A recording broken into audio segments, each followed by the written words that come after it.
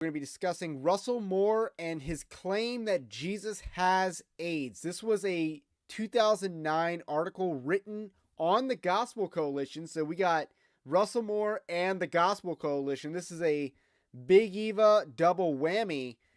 Wonder how many of us will hear the words from our Galilean emperor, "I had AIDS, and you weren't afraid to come near me." Like, what in the actual cringe? And so, if we love Jesus, our churches should be more aware of the cries of the curse, including the curse of AIDS, than the culture around us. See, there's a comparison. There's a call to action that we should be more in tune with what HIV/AIDS is than the culture around us. Our congregation should welcome the AIDS infected, and we shouldn't be afraid to hug them as we would hug our Christ. Our congregations should be on the forefront of missions to AIDS-ravaged regions of the world, like San Francisco, right?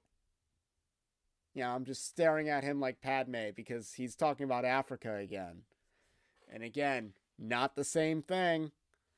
Our families should be willing to welcome those orphaned by this global scourge. Like in San Francisco, right?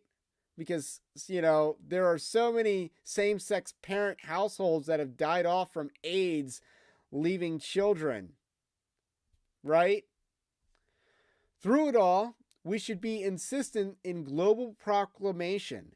To those whose blood has become their own enemy, we should announce blood they know not of, the blood of the one who can cleanse them of all unrighteousness, just as it cleansed us.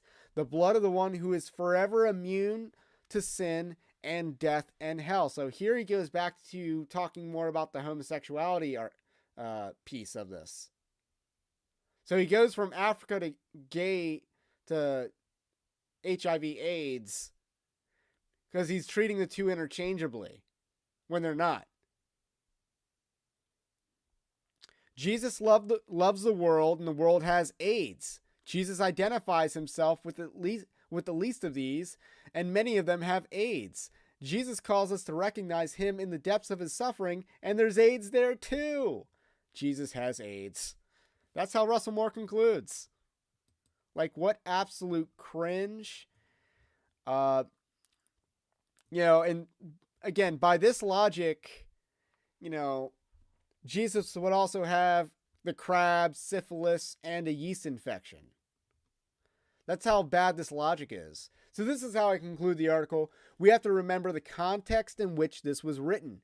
Rush Limbaugh used to argue back in the 90s that AIDS was used by the media and culture to leverage acceptance of homosexuality at a time when most of the population viewed it as sinful.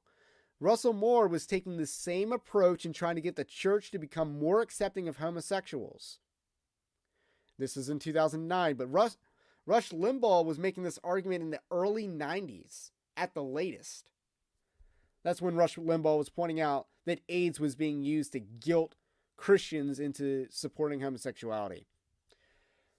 And that's what Russell Moore is doing here. It was obvious at the time, because again, we already had a precedent for calling out this nonsense, but went unnoticed by Southern Baptists who would make him the head of the Ethics and Religious Liberty Commission of the Southern Baptist Convention.